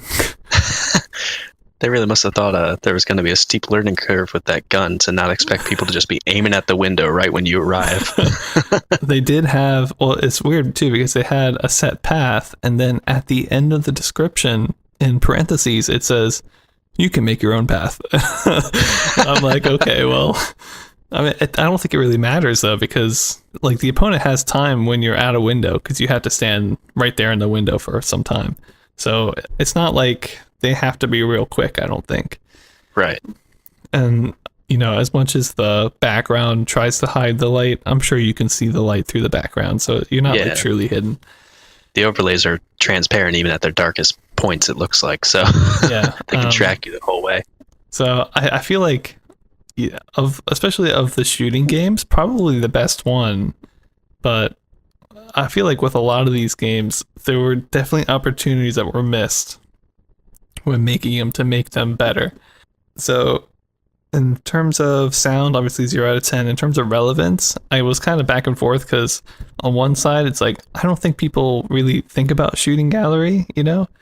But on the other side, it's like, well, the shooting games as a whole for the Odyssey definitely are memorable. You know, people know about the light gun games, and they were definitely used to influence later designs. So I said, you know, let's put it right down the middle, 5 out of 10. I think that's pretty fair. And its Shootout is probably the best, I think, the best shooting game of the light gun games. I definitely think it deserves that. And so I gave it, in total, a 2.25 out of 10. Definitely not as high as you, but I think it's the highest game for today that I rated. And yeah, probably. Yeah, I'm pretty stingy with my ratings, but I feel like with most of these games, if you played like House Rules, they'd be good games. So this is definitely one of those where I feel like House Rules could definitely make or break this game. So yeah, we've got one more game to talk about today, a final honorable mention, which is a game called Dogfight, another light gun game. This is exactly the same as Shootout, which I just described, except one person is a plane and they have to move around kind of like a race like they did in Submarine, but rather than someone shooting from using like the English, it's from a light gun. So pretty simple mechanics there, but could be kind of cool. At least they don't have to say, you'll never catch me, sheriff. Yeah, you just go. I don't know why they thought that was a good idea. I do have to give props to the graphics guys though, because they really did a good job with that one. Way better than Volleyball. I don't know what Volleyball was doing. Yeah, so Wes, this is we're getting the end of our Magnavox Odyssey sort of two-part series here. What do you think of the system, the first ever home console? I mean, it's pretty cool when you look at it, how much they were able to do with those, you know, what they had basically. But also, I'm kind of excited to be moving on to something else. Yeah, I mean, It's just two squares, a line, and a dot at the end of the day. But there's only so much you can do. Yeah, we did talk about 23 games, so they did a pretty good job trying to make each one different, I think. Yeah, definitely. I'd say that they really, even if some of them we call them variants, they each had their own flavor in some way. Yeah, I mean, compared to like something like Oregon Trail, which was one of our last games we talked about before the Magnavox, I feel like this is a lot of technology improvement, even if Oregon Trail is a better game. I mean, Oregon Trail, you needed basically, did you say that was on a mini computer? Either that or a mainframe. I think that was on a PDP mini computer. Okay, but I mean, this is like in like a PS4 size box. I mean, like, right. It's amazing what they were able to do, and I think the genius of it will be shown because we're not going to talk about any other consoles for like a long time. Wow. Yeah. There are a couple more Magnavox Odyssey games that are going to be released in 1973 that we will talk about, but other than that, I believe there's no other consoles till 75, so 3 years ahead of the game basically. So they really did a good job. I was very happy to play through these. I hope everybody at home liked hearing about them. I think with that, we'll call it. We'll see you guys next week. Before we move into the timeline this week, I briefly just want to mention like an update with Magnavox as our special topic. There's not too much to talk about, but Magnavox gets bought up in 1973, 1974, so there you are, no more.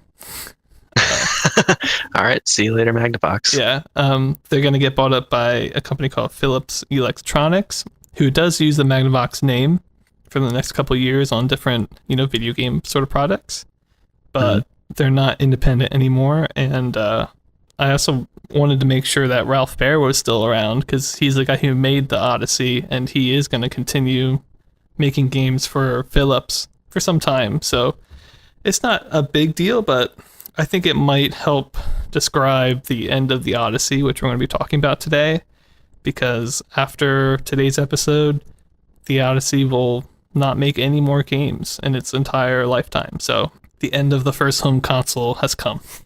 Wow. Yeah. Very dramatic. Yeah. So I'm thinking, part of the reason for that was obviously like sales, because we already talked about that it didn't sell like great.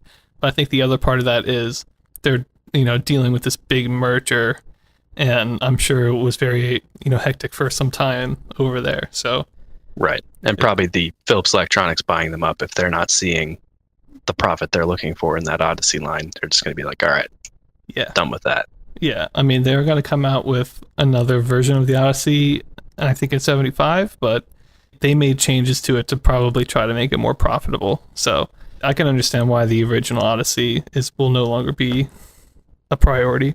Yeah, as we'll see in the timeline, comparing some of the Odyssey games to some of the arcade cabinet games that are coming out at the same time, it's getting a little bit past its relevance, I guess is a good way to put it.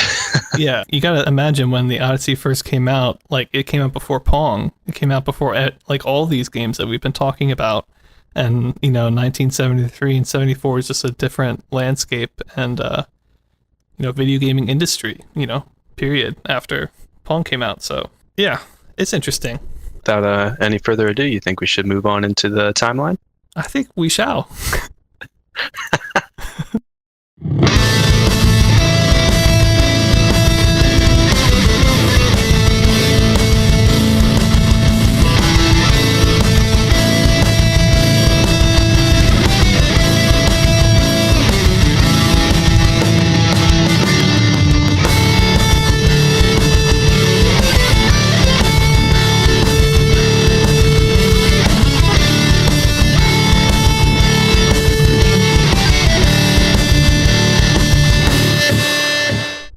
I think with that, we're going to move into our Magnavox Odyssey games. And before we get into them, I want to talk about real quickly, the Magnavox released internationally this year.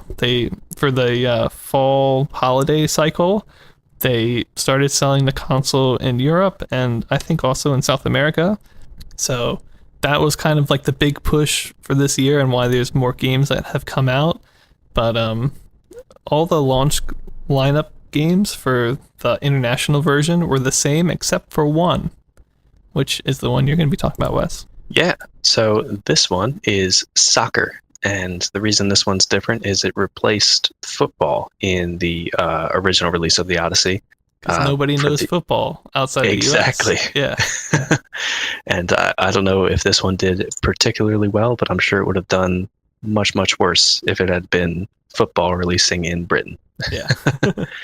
Or they'd be confused about, especially when I was looking back at how that one was played and the complex rule sets and cards and everything else. I think that would have been a mess for anyone trying to learn who didn't know football in the first place. Oh, yeah. But so for this one, as Ben mentioned, it's a Magnavox Odyssey game. And as far as I could find, it didn't seem like this one had those complex rules or cards. Correct me if I'm wrong. Nope, But it was just like normal. Yeah, it seemed like this one was sort of just a Pong-like game, but on the Magnavox Odyssey. Mm-hmm. And the main difference, of course, being the Odyssey, is that it had an overlay that you would put on top of the TV. And this one had a soccer field that actually had some players on it, in contrast to the football one, which was just a blank football field, I'm pretty sure. Yeah. And for the gameplay of this, it was kind of weird going back and playing an Odyssey game after we've been looking at all these arcade games. I booted up the emulator and remembered that it's just two big squares, one little square, and then this image plastered on top of it. Yeah. And basically you just hit the ball back and forth. You can only score if you get in the goal that's drawn on the overlay. But since it's the Odyssey, I'm pretty sure that's all being kept track of by the players. And it's not actually saying, okay, you scored. If it goes off the screen outside the goal, I think you still have to reset the ball anyway, but it just wouldn't count as a goal. Yeah. And I did find one mention, but there wasn't any citation for it, so I don't know if it's accurate, saying that you could play it with sort of like soccer rules of like can only score after you've done this certain thing. But I'm not too sure if that was someone interpreting it afterwards. It basically looked like it was just Pong with the soccer theme kind of thrown on top of it. Yeah, I think you're right. And I got a weird, even though I only played this like a couple weeks ago, weird nostalgia for the Odyssey when I started playing it. Oh, you did? Seeing that chunky graphics on the overlay, and just the fact that it's hilariously simple. And I love that they just were like, what if we put these plastic things on the TV to make it look cooler? Yeah. And I realized the other reason I was kind of having trouble thinking, like, why is this so, to be a little bit mean, bad compared to what we've been playing? And it's still the first home system, and probably the only home system at the time still, right? Or at least maybe not right then, but yeah. We'll talk about it. We got another one later in this episode. I'm not quite sure the release dates, but Gotcha. But still, this was just another version of the Odyssey, which was the first one. So it's got to kind of treat them on different levels of, a lot of the ones we've been looking at are either computer or arcade cabinets, but this one was on a home system. Mm-hmm. And so for the ratings, I give it a 1 out of 10 for graphics. It's an Odyssey game. I mean, you kind of get what you get, but I'm happy that this at least had soccer players on it and it wasn't just a blank soccer field. I guess it depends on what you prefer, whether you'd like to actually see where your ball is going or not, or if you like the art of the soccer players, but I kind of preferred it with the players on it. For sound, 0 out of 10, wasn't anything on the Odyssey. Gameplay, it seemed kind of weird, like they were trying to emulate Pong, and even though all the Odyssey games were a little overly complex, I felt like that's kind of what gave it its identity. Mm-hmm. So the fact that this didn't have like all those extra rules and like a board game that you play on the side seemed a little weird for an Odyssey game. And like, even though some of the other ones were too complex, it almost seemed a little too simple. I might be overthinking it, but that was my impression when I was going back and playing it. At least in the context of it being released in 1973, like late 73. Right, yeah. Because I mean, by this time they've already had like the light gun and stuff, you know, like I feel like they could have maybe done more if they wanted to. Right, yeah, and it made it a bit more interesting because like they also had Haunted House, which whether or not that was a great game. It had at least had like a bunch of stuff that was really different for the time. Yeah. And for relevance, I gave it a 2 out of 10. I think it's kind of noteworthy to see that Magnavox was doing a international release, and they were smart enough to at least keep their audience in mind and say, hey, we should really make that soccer instead of releasing football over there. Yeah. But other than that, I don't think it's too relevant. So overall, I just gave it a 1 out of 10. I said it has quaint Odyssey charm, which might be a little too flattering, but it was also some charm. It does. I'm growing to like the Odyssey, but that being said, I'm not gonna miss it too much once we're passed on to other games. Yeah. And it's also a nice break from just the pure straight up arcade cabinet Pong clone. This is at least like the Odyssey trying to do Pong clone. Which is weird because Pong tried to do like a clone of the Odyssey. Yeah. So it's come for so it's hard to know what was going through the company. The timing makes it seem like it's a Pong clone. It's hard to say who. Yeah. I mean, it could just be the Odyssey doing their own thing again. Yeah. I mean, one thing I wanted to say quickly about this one is I think an honorable mention from before was hockey on the Odyssey. And I don't think this is different than it. Because for our notes on that one, I just have table tennis, but ball needs to go into goal. So I think they were basically the same game, but I thought it was interesting still how they were like, they just wanted soccer, I feel like. And they're like, what are we going to do? Let's just do this. Because soccer is going to sell, Right. Part of me feels like that's what was you're right. I think those two games, the overlay is the only thing that's different. Yeah, I think so too. Yeah, so soccer. Yeah, well, and also one thing I know we wanted to touch on is just that the AI in the emulator actually made it it's a cool idea, and it made it easier for us to experience it, because otherwise we wouldn't really have any idea what this game was like to play. Yeah. And I had mentioned in a previous episode that the AI was basically impossible to beat and was kind of pointless. But little did I know, I overlooked there were difficulty settings in the AI. I mean, I overlooked them too, so they weren't like front and center. Yeah, unless they were only in soccer and not in the other one for whatever reason. But either way, it makes it so you actually can beat it. Depending on the setting, it might make it so you can't lose, but at least gives you some variability. And it's nice to see that whoever put the effort into making this made it so that you could have a varied experience and kind of, as a single player, get the idea of what it was like to actually play these games. Yeah, which is cool. And by the way, we should mention that another big distinguishing factor of soccer compared to like Pong is Pong, you're not the one controlling the ball, whereas in the Odyssey stuff, you've got your English knob or whatever, that's the one that's moving it. So yeah, and you're still it goes straight back and forth unless you do anything to change it. Yeah, so it doesn't have kind of like angled impact, or exactly. Because I don't know if the Pong exactly does that, but it at least simulates it. Yeah. So very interesting. Makes it a different experience, I would say, but still similar. Yeah, and what you kind of expect from an Odyssey game. Yeah. So I think we should move on. What do you feel? Yeah, absolutely.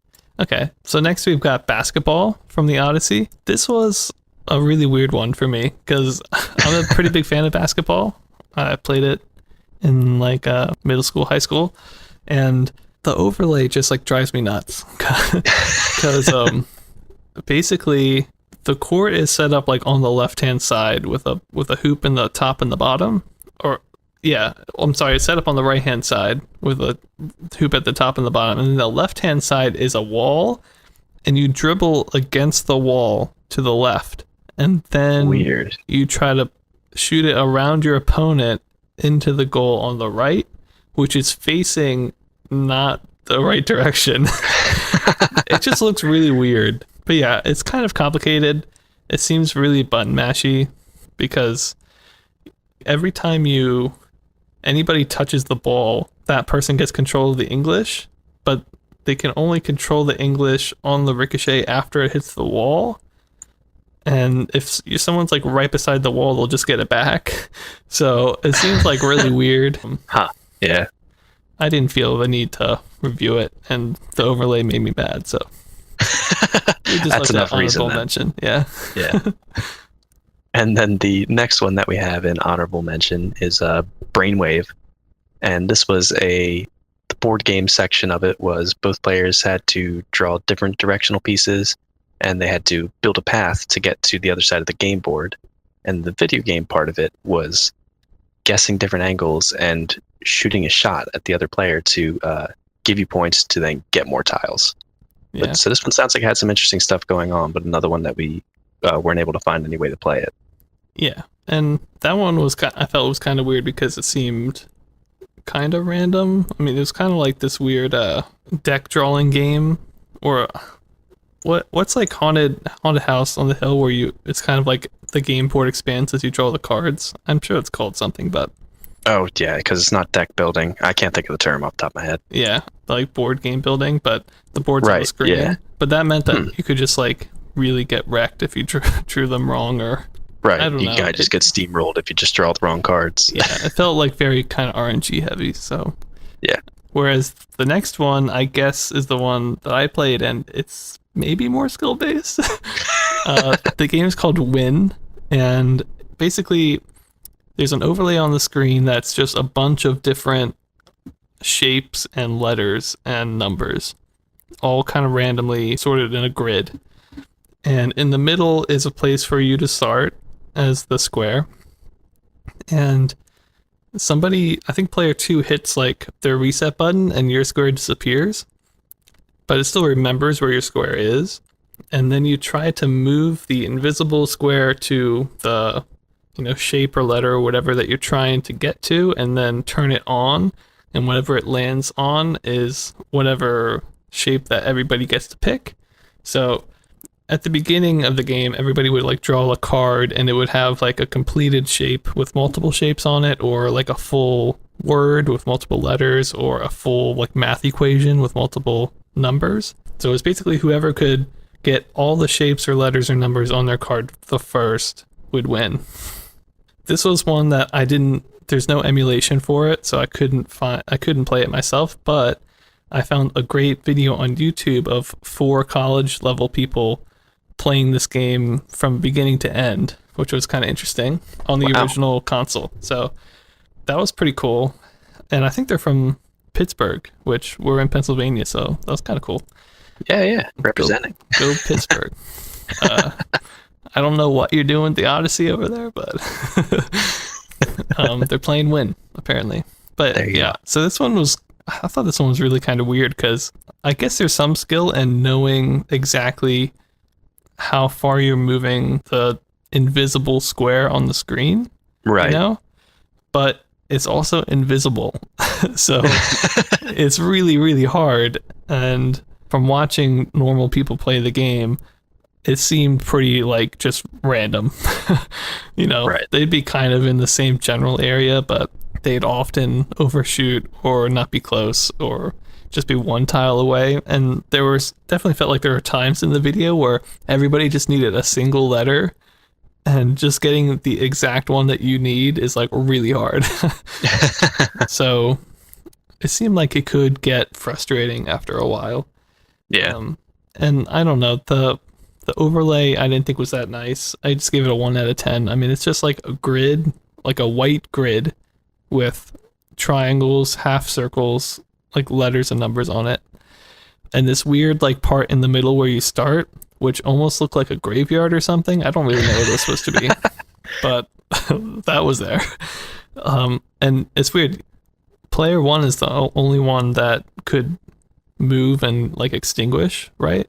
Which means that every player, it was like a 4-player game, every player would have to pass the controller to the next person to play.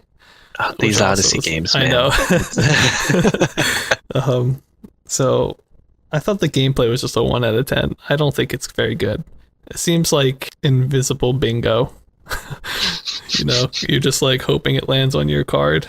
And if somebody else lands on your shape, by the way, you still get it. So I guess there was some sort of, I'm not going to go for this because, I might accidentally get my enemy's thing, but there was only one of each letter, number, or shape on the map. So if that's the one you needed, you had to go for it. I feel like it would have been a lot better if there were like 2 or 3 all sort of mixed around, so that if you knew your opponent needed the letter I, you could like hopefully go for one that was further away from an I. But if it's right beside, it's right beside. So I don't know. I didn't think it was a very good game. For sound, it's the Odyssey, so no sound. And for relevance, I gave it a 3 out of 10. Definitely below average. I mean, this game was released separately. All these games, other than soccer, by the way, that we're going to talk about today, have been released separately sometime in 1973. So, you know, people went off and bought it just for it. You know, these people in Pittsburgh did. So I guess it was at least somewhat interesting to the general populace, but not to me. So overall, I gave it 1.25 out of 10. It's not good.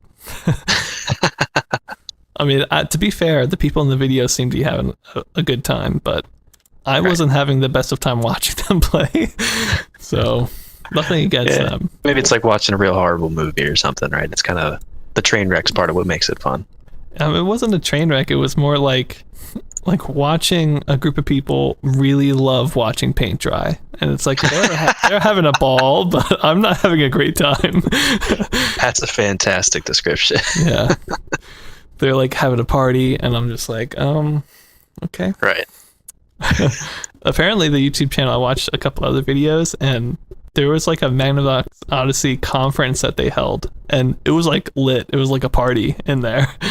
And I'm like, who are all these people going to this? Hardcore Magnavox Odyssey supporters. I know. So maybe we got to get down to Pittsburgh sometime, Wes. And then we got only one other game. The very last game for the Magnavox Odyssey ever is Interplanetary Voyage, which is actually sounds pretty cool. It does sound cool, yeah. And I have to say the box art for this one was like pretty legit. So they did a good job with this one, I think. But this one was kind of interesting because it's really two games. The overlay was the same and the squares and how they interacted were the same. But you could play one game where it was like a trivia game and you kind of had to answer a question about the universe because it was like a solar system map, not to scale because it was like square. But you kind of had to answer like a trivia question about some planet, and then you would play the actual game to see if you got a point for answering the trivia question right. And so the actual game is kind of interesting. This game came with its own cartridge, which the cartridge influenced the physics of how the Odyssey works. So this time when you played the Odyssey, if you just told the square to go over a little bit, it would like slide as if it were on ice, or I guess it's supposed to be in space. So it kind of float along the screen forever. It would slow down a lot, but I don't think it ever stopped. It would always move until it left the screen. And your goal was to kind of, at least when I played it, if I tried to move it too much, it would just fling off like really fast. So you kind of just bumped it to change direction, and you kind of wanted to get to a certain amount of planets within a certain amount of bumps.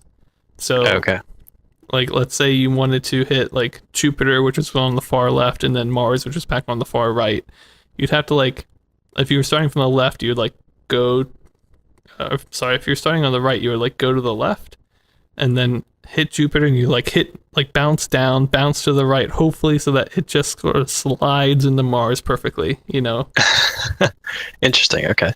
Yeah. So it was a different game from any other Odyssey game, which made it kind of interesting, but I don't think it was a great game or anything. I didn't think it was worth talking about other than giving an honorable mention, because you're basically just like bumping the sliding thing into wherever you wanted to go, and it would often just fly off the screen because there was no stopping. So yeah, I thought it was interesting, but maybe not. And there's also no emulation for this one, so the best I could do was just watch videos, and I don't think people in some of the videos I've seen played it correctly, so we just had to kind of give it an honorable mention. But it's probably a cool one, and I'm glad it's the last Odyssey game because it's a cool one. A good way to end off the Odyssey for now. Yeah. Before we leave the Odyssey, Wes, do you have any final thoughts on the first home console? I think whether I like all the games or not, which I'll tell you, overall I kind of don't, I, I think it's super interesting, and I would even dare say innovative to just be like, our home system can't do that much. What can we do to make it more interesting? And to make it half board game, half video game, throw those plastic overlays up there. It's really, I mean, did a good job of making something out of a piece of hardware that couldn't do all that much. Yeah. And I can just tell you, since I have already researched 1974 and even a bit into 75, the types of consoles that come out after the Odyssey are like nowhere near as cool, in my opinion. They don't use overlays. They don't have backgrounds. They're basically Pong clones, and the Odyssey was like its own thing. I feel like it. I mean, it had the cards, it had the light gun. There was just so much more to it. Yeah, like brand and idea that for everything else we're seeing at the time just seems totally different.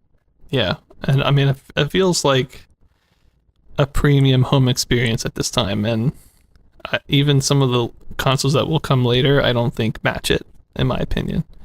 But yeah, I'm sad to see it go, but they will be back. Philips and Magnavox will produce some other things, so we'll definitely check it out. But sad to see the Odyssey go, but it's time to say goodbye. Farewell, Odyssey.